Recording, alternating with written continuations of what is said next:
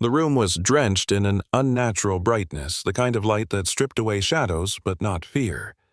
In the center, beneath a dome of surgical lamps, a boy no older than 6 lay motionless. The smallness of his frame contrasted cruelly with the enormity of the burden he carried, the tumor, a mass pressing against the fragile architecture of his skull, demanding attention from every set of eyes in the room. Machines surrounded him like silent sentinels, their screens flickering with shifting numbers, peaks and valleys of heartbeats, breaths counted and measured. The rhythm was fragile, a precarious music that could cease at any misstep. The team moved with a choreography rehearsed in countless other surgeries, but this was different. Every cut, every decision was a gamble with a child's life. The lead surgeon, a man seasoned by decades of delicate procedures, kept his voice low, his words clipped efficient. Sweat gathered at his brow despite the controlled chill of the operating theater. His eyes did not leave the field before him where fragile veins and vulnerable tissue waited. Behind the mask, no one could read the full depth of his thoughts, but his hands betrayed nothing steady, unwavering, even when the stakes pressed like lead on his shoulders. The anesthesiologist adjusted her monitors, eyes darting between the oxygen levels and the pulse. Each beep felt like an eternity stretched thin. Nurses prepared instruments in silence, their gloved hands moving swiftly, placing scalpels, clamps, and sutures into waiting palms with the precision of trust.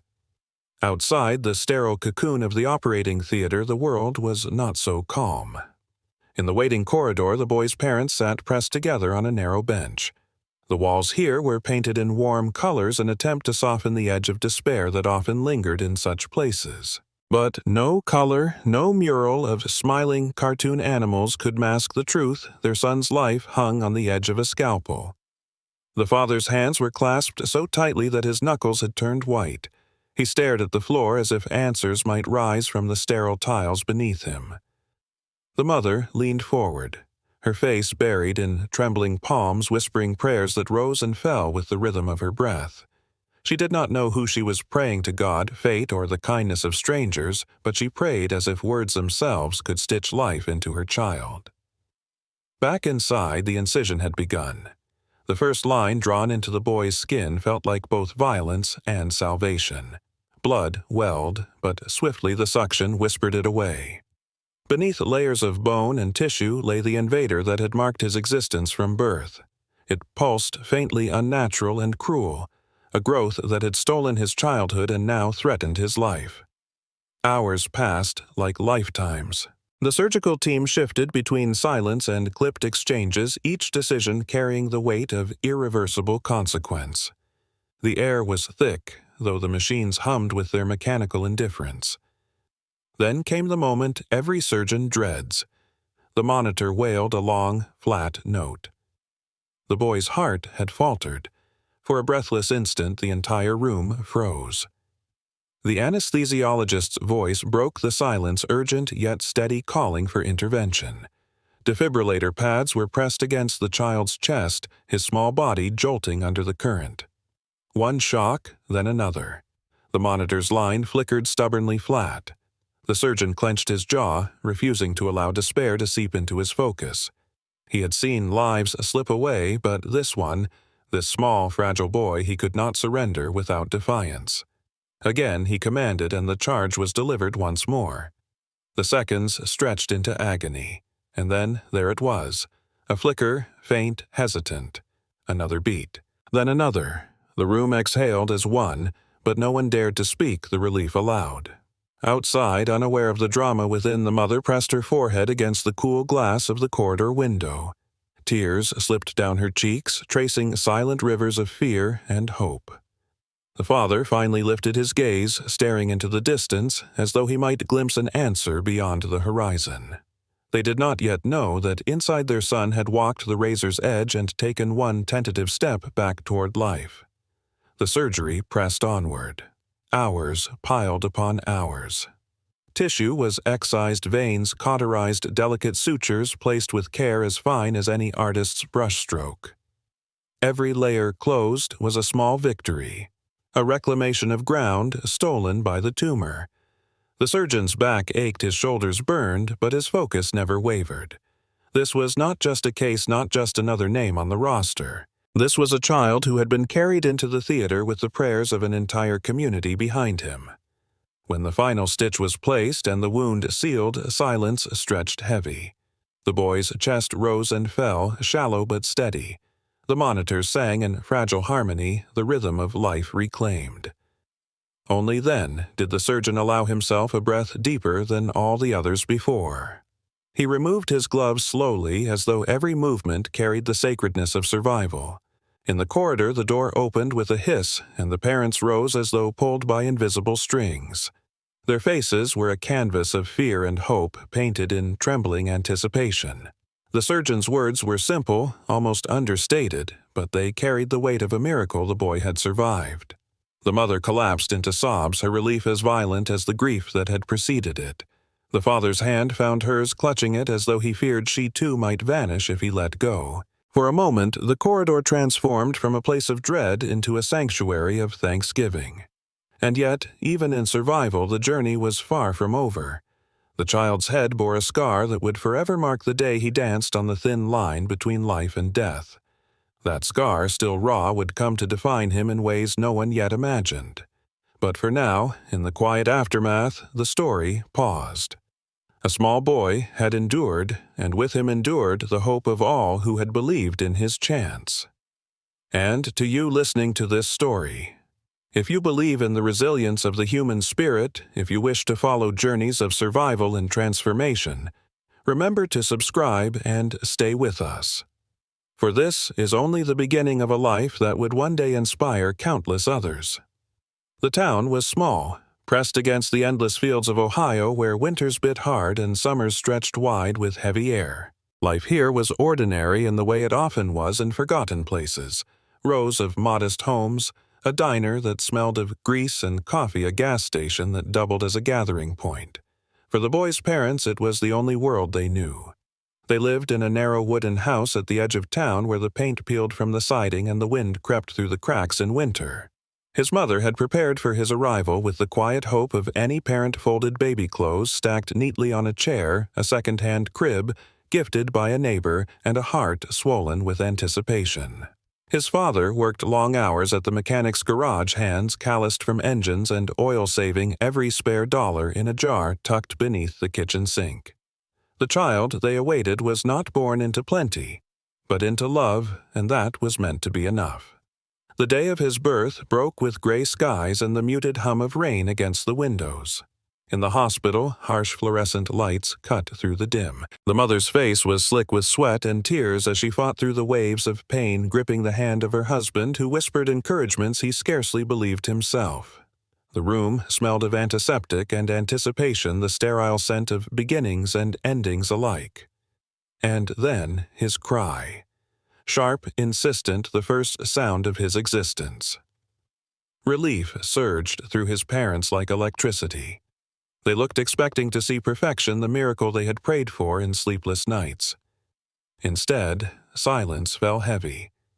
The nurses exchanged glances, the doctor's face tightened. Their newborn son was alive, yes, but on his tiny head, grotesque and undeniable, swelled a tumor. A mass of tissue that seemed to mock the innocence of his first breath. It was not subtle, not hidden. It was there, dominating the fragile skull of a boy who had barely opened his eyes to the world. The mother gasped, her joy collapsing into disbelief. The father staggered back as if struck. But then instinct rose stronger than shock. She reached out, arms trembling, and cradled him against her chest. His cry softened into small whimpers, his warmth soaking through her gown. Whatever burden he carried, he was hers. The doctors spoke in careful tones, explaining possibilities, outcomes, uncertainties. Words like surgery, risk, and complications filled the air, falling like stones into the fragile quiet of new parenthood. But in that moment, neither parent heard them clearly. All they knew was that their son breathed, his tiny chest rising and falling against the weight of impossible odds. They named him not out of pity, but with fierce determination, as if giving him a name might anchor him to this world, might insist upon his belonging despite the cruel twist of fate that had marked his arrival. The weeks that followed were a blur of sleepless nights and whispered fears. The mother rocked him gently in the old chair by the window, staring out into the fields as if searching for answers in the horizon. The father rose before dawn to take extra shifts, the exhaustion carving deeper lines into his face. The medical bills began to stack on the kitchen table like silent threats, each envelope heavier than the last. Neighbors came to see the baby, their curiosity poorly disguised. Some offered sympathy, others stumbled over words of encouragement. But many could not hide the way their eyes lingered on the tumor, the way their voices faltered. Children in town whispered when they passed, calling him names not meant for a child who had only just entered the world. His parents learned to avoid crowded places to protect him not just from illness but from the cruelty of stairs. Yet, within the walls of their small house, he was only their son. His mother traced the curve of his cheek with her fingertip, whispering lullabies that promised safety. His father, rough-handed and weary, would lift him high into the air as though daring the world to try to take him away.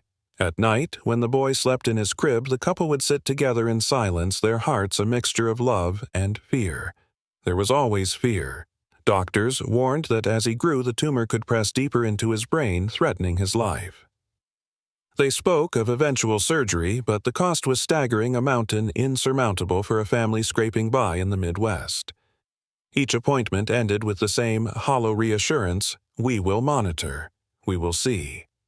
Each ride home from the hospital was thick with unspoken words, the parents holding each other's gaze in the rearview mirror, knowing what the other was thinking but too afraid to say aloud. The boy, too young to understand, lived in the world his parents created for him. A world of bedtime stories and gentle embraces of laughter that pushed against the shadows. He learned to smile before he learned the weight of difference. His laughter filled the worn walls of their home, a sound so pure it nearly drowned the dread that gnawed at his parents' hearts. Still they knew. They knew the burden he bore was not only physical, but a fate that might one day crush him beneath its weight. They could not shield him from all of it, but they could love him ferociously enough to remind him that he was more than the tumor, more than the stares, more than the whispers of neighbors who did not understand. The scar of his birth was visible to all, but within his parents' hearts, he was a miracle, and though the world had met him with cruelty, they vowed to meet it with love. Because sometimes love is the only rebellion against fate. The boy's earliest years unfolded beneath the weight of watchful eyes. In the small town of Ohio, where everyone knew everyone else's business, he could never simply blend in. Children were expected to run free in the fields, scrape their knees on gravel roads, and laugh without consequence. For him, every step beyond the threshold of his home was met with whispers. By the time he was old enough to walk, his parents had learned to carry not only their son, but the shield of their own courage. His mother would tug a knitted hat over his head before they went out, pulling it low in hopes of softening the gaze of strangers. Yet hats could not erase the shape of what pressed against his skull, and the world's curiosity was not so easily hidden. At the playground, children would stop, mid-swing, their laughter breaking into silence when they saw him. Some pointed, others whispered behind small hands, and a few, too innocent to understand cruelty, blurted out questions their parents quickly hushed. The boy, still too young to interpret their reactions, would simply blink with wide eyes, holding tight to his mother's hand. But as years passed, he began to understand. He learned the difference between the warmth of acceptance and the chill of avoidance. School brought both wonder and wounds. On his first day of kindergarten, he clutched a small backpack with the same excitement as any child. The classroom smelled of crayons and chalk, and sunlight streamed through tall windows. Yet, even there, in a place meant for learning and laughter, his difference was an uninvited teacher. Children stared when he entered. Some giggled. A few moved their chairs farther away. He felt the sting of separation long before he knew the word for it. Teachers tried in gentle ways to smooth the edges. They praised his drawings, encouraged his questions, and reminded the class that kindness mattered. But no gentle word could erase the unspoken truth: he was different. And difference in a world of children eager to belong could be a cruel exile. His father worked double shifts at the garage, his hands cracked and blackened by grease, returning home long after the sun had set. He carried the exhaustion silently sitting at the kitchen table while his wife reheated leftovers and the boy showed him his drawings.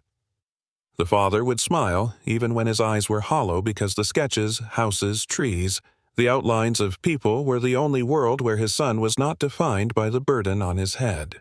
His mother's love was fierce, but also fragile. She wrapped him in warmth every morning, whispering encouragements that she hoped would fortify him against the day's harshness. At night, when he lay asleep, she would linger by his bedside, tracing the rise and fall of his breath as though watching him breathe could ensure he would continue to do so. But love could not always drown out the cruelty of the world. One afternoon, walking home from school, he overheard children behind him. Monster 1 hissed, followed by laughter. He froze, the word sinking deeper than any stone. He did not turn around, but the sting of it echoed long after their footsteps faded. It was then he began to look at mirrors differently. At first, he avoided them, ducking his gaze when he caught sight of his reflection. Later, he studied them with a quiet intensity, his small fingers brushing the curve of his head where the tumor swelled. He did not yet understand the medical intricacies, but he understood shame. He understood that his reflection was not what others wished to see. Yet amid the shadows there were glimmers of resilience. He discovered the library in town, a quiet refuge where stories lived without judgment. He would sit cross-legged between shelves, tracing illustrations with small fingers, imagining himself inside worlds where scars and differences meant destiny, not disgrace. In those pages, he was not marked by his body, but by his courage. His parents noticed this spark and encouraged it. His mother read aloud by the dim light of a lamp, her voice carrying him into faraway lands. His father, though weary, sometimes joined, nodding along as heroes overcame impossible odds. It was in these moments that the boy's sense of possibility grew, however fragile. Still, the practical reality remained. Each doctor's visit brought reminders of the threat inside his skull. The tumor was not idle. It grew with him slowly, but persistently. Specialists in white coats spoke in terms of risk progression and urgency. Each conversation ended with the same haunting refrain: eventually intervention would be necessary. The weight of those words pressed on his parents like lead. They returned from appointments with hollow eyes, trying to shield their son from the gravity of what they had heard. But children know more than adults often admit. He felt the heaviness in their silence, the way their voices broke when they thought he was asleep. Through it all, the boy clung to fragments of hope. In his drawings, he began to sketch not just houses and trees, but figures in white coats, doctors, though he did not call them that yet. He drew them tall and strong, with steady hands and kind eyes. Perhaps, in some unspoken way, he was sketching the image of the people he hoped might one day save him. Childhood in Shadows was not only about darkness. It was also about the quiet sparks that refused to be extinguished. A mother's lullabies, a father's weary smile, the sanctuary of books, the fragile but fierce resilience of a child who learned early that survival was both an act of defiance and a gift. He carried his burden not just upon his head, but in the way he walked through a world that saw him as different. And though the weight was immense, love gave him just enough strength to take another step and another into the uncertain days ahead. The boy had just turned 6 when the walls of inevitability closed in. Until then, the tumor had been a presence. They managed a silent shadow his family carried alongside him. But shadows do not remain still forever. At his latest appointment, the specialist no longer spoke in tentative tones. Their words were firm, edged with urgency. The mass had grown. Pressure inside his skull was rising. Without surgery, they said his chances of surviving the next few years were slipping away. The room fell silent after those words, silence so heavy it drowned out even the hum of machines. His mother sat rigid, her hands trembling in her lap, eyes fixed on the linoleum floor as if she could anchor herself there. His father leaned forward, face hidden in his palms, shoulders rising and falling with uneven breath. The doctor's voice softened, but the truth remained: the boy's life now depended on a surgery more complex and more costly than they had ever imagined. The numbers came next. Cold, unyielding numbers, estimates of hours under anesthesia, days, and intensive care weeks of hospitalization. And with those numbers, the cost a sum so enormous it felt obscene when spoken aloud. His father's stomach clenched. His hands tightened. He earned his living turning wrenches and fixing broken engines. His wife folded laundry for neighbors and cleaned houses when she could.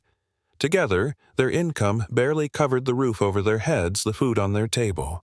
This figure, this towering mountain of debt, was impossible. On the drive home, the car was silent. The boy, strapped in the back seat, hummed softly to himself, unaware of the storm that had gathered in the front seats. His mother stared out the window, tears threatening but not yet falling. His father gripped the steering wheel as if sheer force could bend reality. That night, long after the boy had been tucked into bed, the argument erupted. Not loud, but sharp, the words of two parents being torn in half by love and despair. His father's voice cracked as he admitted what he feared. "We cannot afford this. We could lose everything." His mother's reply was ragged but unyielding. "If we do nothing, we lose him." The silence that followed was more terrifying than anger. Days bled into weeks. Bills piled up on the kitchen table, unopened, their presence a constant reminder of the chasm widening between what was needed and what they could give. His father took more shifts working until his body ached, but no amount of overtime could climb the mountain ahead. His mother prayed, wrote letters, searched desperately for options that seemed not to exist. And then a small spark. It began with a local reporter, a young woman who had heard whispers of the boy's story. She visited their modest home, sat with them at their kitchen table, and listened. She watched as the boy, oblivious to the gravity of their conversation, sketched pictures of doctors with steady hands. She noticed the way his mother's fingers lingered on his shoulder, the way his father's tired eyes softened when he looked at his son. She left with a notebook filled not only with facts, but with the weight of their love. A week later, the story appeared in the local newspaper. A photograph accompanied it, the boy smiling shyly, a hat pulled low but unable to conceal the shape beneath. The headline was simple: "A child's fight for life." From that moment, something shifted. Neighbors clipped the article and pinned it to church bulletin boards. Strangers in town who had never spoken to the family pressed folded bills into their hands. The local diner placed a jar by the register, its label handwritten, "Help him live." At first, only a few coins clinked inside, but each day the jar grew heavier. Children dropped their allowances. Farmers left wrinkled dollar bills after breakfast. Then came the ripple. The story was picked up by regional news. Photos and words traveled farther, carried on airwaves, and printed in papers states away. And then the internet sharing, reposting, amplifying. Soon, people who had never heard of the town people, who would never meet the boy, were sending what they could. A retired teacher in Florida mailed a check. A high school basketball team in Oregon held a fundraiser. A congregation in Texas prayed for him, their donation collected in a plate passed down pews. There was even whispered in the quiet of their home one anonymous gift so large it erased months of worry in an instant. A wire transfer, unaccompanied by a name bearing only a single note, for the child. Let him live.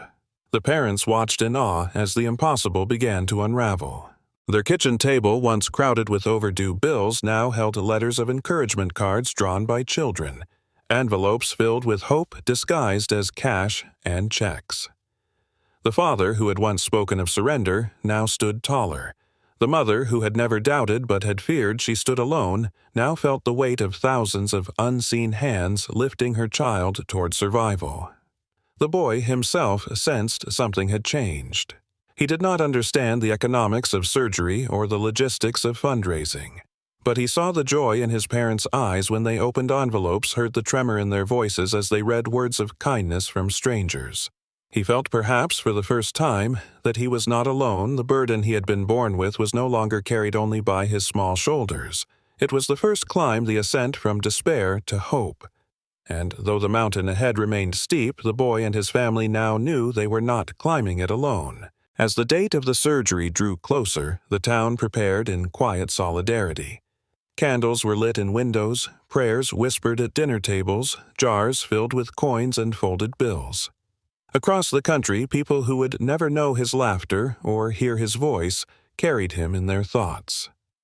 And to you listening to his story, now remember that survival is never a solitary act. It is a chorus, a gathering of voices, a collective defiance against the darkness. If you wish to walk alongside stories like his to witness how hope can rise from despair, remember to subscribe and stay with us. The climb is only just beginning. The night after the surgery, the boy lay in a sterile hospital bed, his small frame dwarfed by white sheets and the humming machines that kept vigil beside him. A bandage wrapped his head, concealing the long incision beneath. Outside his window, Boston's skyline glowed faintly indifferent to the battle just fought within those walls. He had survived. Against odds stacked steep and merciless, his heart had kept beating. But survival was not an end. It was a beginning marked by pain and recovery. His body was weak, every movement monitored. His parents sat vigil, unwilling to close their eyes for fear that if they looked away he might slip once more into silence. Days blurred into weeks of recovery. The swelling receded, the bandages came off, and for the first time the boy saw the mark that would follow him forever. A scar stretched across his scalp, jagged yet deliberate, the signature of the battle he had endured. His fingers traced it gently, curiosity mingling with unease. It was proof that he had lived, but also a reminder that he had been marked. When they returned home to Ohio, the town greeted him with warmth. Neighbors who had donated coins and prayers now came with casseroles, cards, and hugs. Yet even in kindness there lingered the pause of eyes that wandered to his head, the subtle glances that betrayed fascination and pity. The boy noticed. He always noticed. As he grew into his teenage years, the scar became both shield and burden. It was visible even beneath hair that tried to conceal it. In mirrors, it cut across his reflection, impossible to ignore. He would lean close, studying the pale line, and whisper questions no one could answer. Why me? Why this? At school, whispers continued. Though the tumor was gone, difference remained. Children could be cruel, and teenagers crueler. Some stared openly. Others let their laughter echo behind him in hallways. He learned to keep his gaze low, his voice quiet, as if invisibility might spare him from ridicule. Inside, however, storms raged. Nights found him awake in his room, staring at the ceiling, imagining a life where his head bore no scar, where he was just another boy in a small Ohio town. But no matter how fiercely he imagined, reality remained. He was marked, set apart. It was during one of these nights, when loneliness weighed heavier than usual, that his mother placed a worn notebook in his hands. Its cover was bent, the pages soft with use. She told him it was hers, written over the years since his birth. He opened it hesitantly. Inside, line after line revealed her heart entries about his first cry, about nights spent worrying, about the terror of losing him, about the joy of every small milestone. She had written of her faith in him, her conviction that he was more than his burden. One entry caught him. The world may see the tumor first, but I see my son. He is not what threatens him. He is the light that survives it. Tears blurred his vision as he read. For the first time he saw his life not only through his own eyes, but through hers. She had never wavered, never seen him as broken. In her words he found a reflection not of shame, but of resilience. Something shifted then. The scar, once a symbol of isolation, began to take on another meaning. It was proof not of weakness, but of survival. It was the line between what could have been lost and what had been saved. In the years that followed, this realization grew. He studied harder, fueled not by competition, but by purpose. Science fascinated him. Biology, anatomy. The miracle of how bodies broke and healed. He remembered the doctors who had saved him, the steady hands and determined eyes. Slowly, an idea rooted itself in his mind, fragile at first but growing stronger. He wanted to become one of them, not just to repay a debt, but to extend the circle, to take the love that had saved him and offer it to others. He imagined walking into operating rooms steadying his hands the way others had steadied theirs for him. He imagined leaning down to frightened children and telling them truthfully, "I know what it means to be afraid, but you will not face it alone." The climb was not only about survival anymore. It was about transformation, from the boy born with a burden scarred by fate to a young man carrying a dream larger than himself. And for those who hear this story, who see in it the echoes of their own struggles or the battles of loved ones, remember scars are not endings. They are beginnings, written on skin. If you want to walk alongside more journeys like his to witness how pain becomes purpose, subscribe and stay with us. The story is not over. It is only rising. Years past, marked not by the slow ticking of clocks, but by the rhythm of relentless determination. The boy who had once lain small and silent on an operating table grew into a young man whose life was no longer defined only by survival. He carried the scar with him through adolescence into adulthood, a pale line across his scalp that told the story of where he had been. Some saw it as a flaw, others as a curiosity. But to him, it was a compass pointing always toward a future shaped by that single truth he had been given another chance. College came, and with it the pursuit of knowledge as if it were breath itself. He studied late into the night, bent over textbooks while others slept, his mind ablaze with questions about the human body, about the miracles and mysteries that lived beneath the skin. He remembered every detail of his own ordeal: the sterile lights, the hum of machines, the steadiness of the hands that had saved him. They were not just memories, they were fuel. Admission to medical school was not easy. The tests were grueling, the competition fierce. But he carried with him a resilience forged in shadows. Failure was not an option, not because he feared it, but because he had already stared down mortality once and survived. Compared to that, exams were merely another climb. When the day arrived that he was handed a white coat, the ceremony was almost sacred. He stood among peers, each donning the symbol of their new path. Yet, when he slid his arms into the sleeves, he felt it differently. For him, it was not just a garment. It was armor, responsibility, redemption. As he buttoned it, his hand brushed against the scar hidden beneath his hair, and he smiled, not in pride but in gratitude. The years of training that followed tested him as nothing else had. Long nights in hospitals, the fluorescent glow replacing sunlight, the cries of patients echoing down corridors. He learned not only science but compassion, how to listen, how to hold silence, how to steady trembling hands with more than just skill, with presence. Each patient he encountered reminded him of his own fragility once upon a time, and each one deepened his resolve. And then, one day, the circle closed. He was no longer a student shadowing others. He was the physician standing at the foot of a hospital bed where a child lay. The boy was small, his eyes wide with fear. His head wrapped with the beginnings of a tumor, not unlike the one that had once defined him. The parents stood nearby, their faces etched with the same helpless terror his own parents had once worn. For a moment, time folded in on itself. He saw himself years ago, fragile and silent, his life balanced on the edge of chance. He remembered his mother's trembling prayers, his father's weary defiance, the chorus of strangers who had carried him through the storm. And now he stood on the other side. He leaned close to the child, his voice soft but steady. He did not need many words. His presence was enough. His hand rested gently on the boy's shoulder, and though he did not speak his own story in full, the scar beneath his hair spoke for him. The surgery was long, delicate, filled with the same peril his own had once carried. But this time, he was not the one on the table. He was among those who fought against fate, who refused to surrender a child to silence. He worked with the precision of memory and the steadiness of gratitude.